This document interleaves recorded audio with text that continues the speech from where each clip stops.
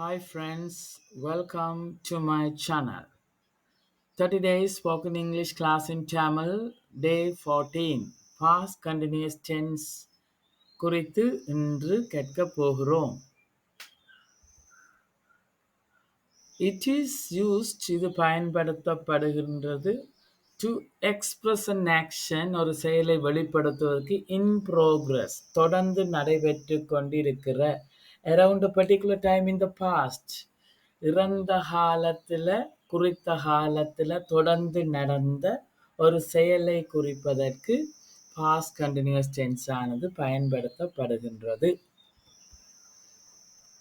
உதாரணமாக நாங்கள் present continuous tenseல படிச்சிருப்போம். இப்ப I am sleeping, நான் நித்திரை செய்து கொண்டிருக்கிறேன்.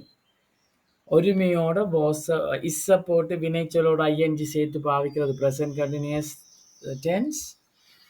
அதே மாதிரி இங்க past continuous tenseல ஒருமையோட வாஸ பாவிச்சு ஐஎன்ஜி சேர்ப்போம், பன்மையோட வேர்வ பாவிச்சு வேற வினைச்சொல்லுக்கு ஐஎன்ஜி சேர்ப்போம்.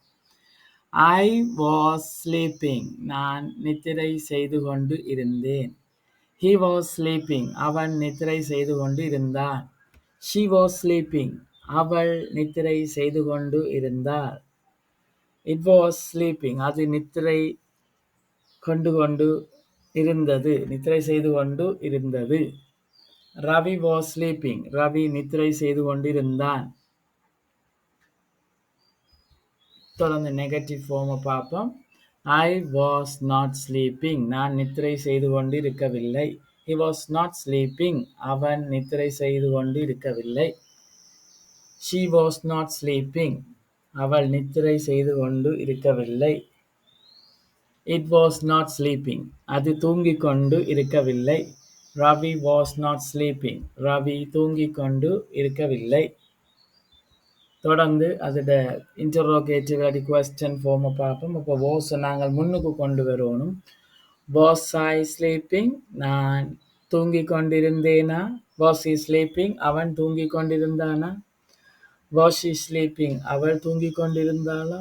வாஸ் இட் ஸ்லீப்பிங், அது தூங்கிக் கொண்டிருந்ததா? வாஸ் ரவி ஸ்லீப்பிங், ரவி தூங்கிக் கொண்டிருந்தாரா?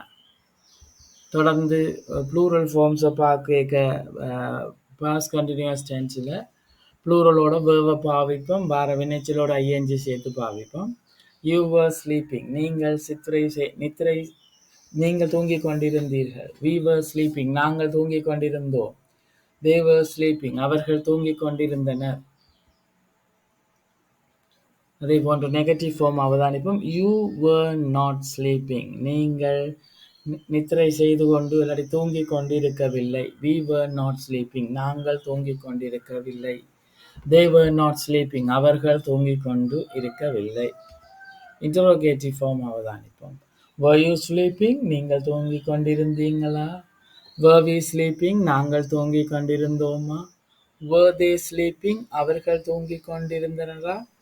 இந்த வகையில் நாங்கள் பாஸ்ட் கண்டினியூஸ் டென்ஸை பாவிச்சு கொள்ளலாம். இதை நாங்கள் எங்களோட அன்றாட வாழ்க்கையிலையும் பாவிச்சு கொள்ள வேண்டும். எங்களோட ஸ்போக்கன் பேச்சு ஆங்கிலத்தை, ஸ்போக்கன் இங்கிலீஷை, ரிட்டன் இங்கிலீஷ் எழுத்து ஆங்கிலத்தை நாங்கள் மேம்படுத்தி கொள்ள வேண்டும். That's all for today. இன்றைக்கு இவ்வளவும் தான். Thank you, நன்றி, and see you soon. வெகு விரைவில் உங்களை சந்திப்போம்.